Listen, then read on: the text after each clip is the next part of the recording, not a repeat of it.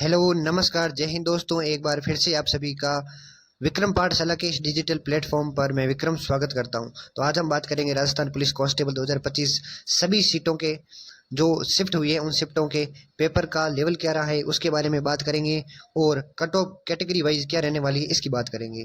तो एकदम सटीक आपको जो विश्लेषण है वो मैं देने वाला हूँ। कट ऑफ एकदम सटीक बताऊंगा कैटेगरी वाइज, और जो शिफ्ट हुई है तीन, कौन सी हार्ड थी, कौन सी नॉर्मल थी, नॉर्मलाइजेशन किस में होगा किस में नहीं, इस पर भी हम बात करेंगे। आपके कितने नंबर बन रहे हैं वो कमेंट करके बताना और कैटेगरी जरूर बताना, ठीक है। तो वीडियो शुरू करने से पहले अगर आप चैनल पर नए हैं तो चैनल को सब्सक्राइब करना, वीडियो को लाइक करना। चलिए शुरू करते हैं।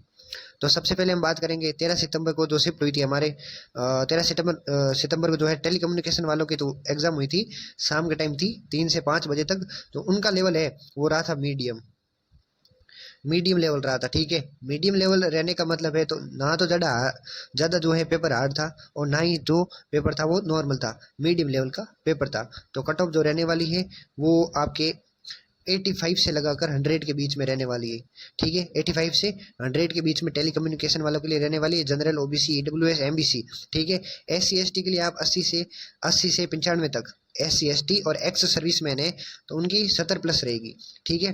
तो इस तरीके से आपकी कट ऑफ रहने वाली है 13 सितंबर को टेलीकम्युनिकेशन वालों के लिए, ठीक है। उसके बाद मैं बात करूंगा 14 सितंबर को आपकी जो पहली शिफ्ट हुई थी और सेकंड शिफ्ट। तो पहली शिफ्ट की बात करते हैं जो 10 से 12 बजे तक हुई थी, इसमें पेपर आया था फुल हार्ड। हार्ड मतलब ऐसा हार्ड आया था कि जो सिलेबस में था वो ही नहीं पूछा गया था। जो महिला बाल योजनाएं थी, योजना नहीं पूछी गई। क्यों नहीं पूछी गई? योजना के कम से कम आपको 10 से 15 सवाल जो हैं हर साल देखने को मिलते हैं, इस बार नहीं आए। राजस्थान जीके के 45 सवाल आते हैं और इस बार आपको लगभग 35 के आसपास ही प्रश्न देखने को मिले। इसमें 10 प्रश्नों का घाटा हुआ। तो ये मान के चलो आपकी मैथ आने वाली थी तो मैथ के कम से कम 10 से 15 सवाल आते हैं। पिछली बार भी आए थे तो इस बार 10 से 15 का अंदाजा था। और कौन से टॉपिक आने वाले थे? प्रतिशत हो गया या ब्याज हो गया, ऐसे। और टॉपिक आए दूसरे जो कि सिलेबस या पिछले साल जो नहीं पूछे गए थे वो टॉपिक इस बार आए। टोटल 26 प्रश्न आपको मैथ के देखने को मिले फर्स्ट शिफ्ट के अंदर, ठीक है। और रीजनिंग के 20 से कम थे, कंप्यूटर के भी 20 से कम प्रश्न आपको देखने को मिले। तो जिस सब्जेक्ट में जितने प्रश्न आने थे उसमें बहुत ज़्यादा कमी देखी गई थी फर्स्ट शिफ्ट के अंदर। तो ये शिफ्ट बहुत ज़्यादा हार्ड थी। और इस शिफ्ट के अंदर मैं ये मानता हूँ कि जनरल, ओबीसी, ठीक है, एमबीसी, एमबीसी की बात कर लेंगे। तो जनरल ओबीसी की अगर मैं बात करूं तो अगर आपके 75 से लगाकर 90 तक नंबर बन रहे हैं तो आप अपनी रनिंग की तैयारी शुरू कर दो।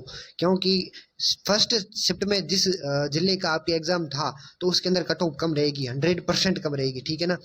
और उसके अलावा मैं बात करूं आपके एमबीसी और ईडब्ल्यूएस की, तो ईडब्ल्यूएस के अंदर आपके 80 प्लस बन रहे हैं या 75 प्लस बन रहे हैं तो आप अपनी रनिंग की तैयारी शुरू कर देना, क्योंकि ये मौका मत छोड़ना। आप कट ऑफ एकदम फर्स्ट शिफ्ट की कम रहने वाली है, ठीक है।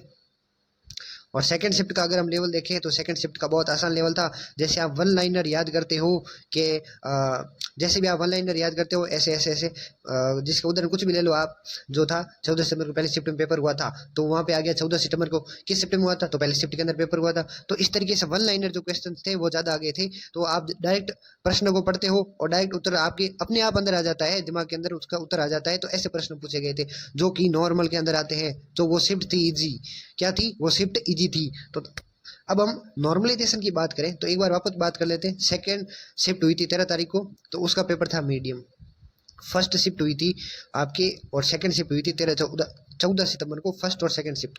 तो फर्स्ट शिफ्ट को आप वेरी हार्ड या हार्ड मान लो, सेकंड शिफ्ट को आप 14 सितंबर की इजी मान लो, ठीक है। तो इस तरीके से ये शिफ्ट आपके रही थी। और उसके अलावा अगर मैं बात कर लूँ, उसके अलावा अगर मैं बात करूँ नॉर्मलाइजेशन की, तो नॉर्मलाइजेशन को 14 सितंबर की जो फर्स्ट शिफ्ट हुई थी उसके अंदर आपके number plus plus plus plus बढ़ेंगे, ठीक है ना, बढ़ेंगे, 100% बढ़ेंगे। अब कौन से शिफ्ट में कम होंगे ये नहीं बता सकता हूँ। फर्स्ट शिफ्ट जो हार्ड थी उसके अंदर आपके अगर नॉर्मलाइजेशन होता है तो आपके नंबर बढ़ेंगे, फुल बढ़ेंगे। फुल मतलब आप 5 नंबर तो कम से कम मान के चलो, 5-10 नंबर इतने तो आराम से बढ़ जाएंगे। और 1-2 नंबर आपको बोनस के मिलेंगे। जो कुछ 1-2 प्रश्न ऐसे थे जिनके अंदर उत्तर के अंदर जो आप घोटाला मान सकते हो या फिर उसके उत्तर हम नहीं दे सकते, ऐसे 1-2 प्रश्न हैं जिनके अंदर आपको बोनस के रूप में नंबर मिलने वाले हैं। तो ये शिफ्ट का विश्लेषण था। 3 शिफ्टों में पेपर हुआ था।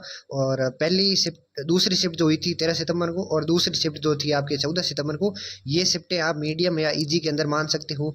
और 14 सितंबर को जो आपकी पहली शिफ्ट हुई थी वो वेरी हार्ड के अंदर हुई थी।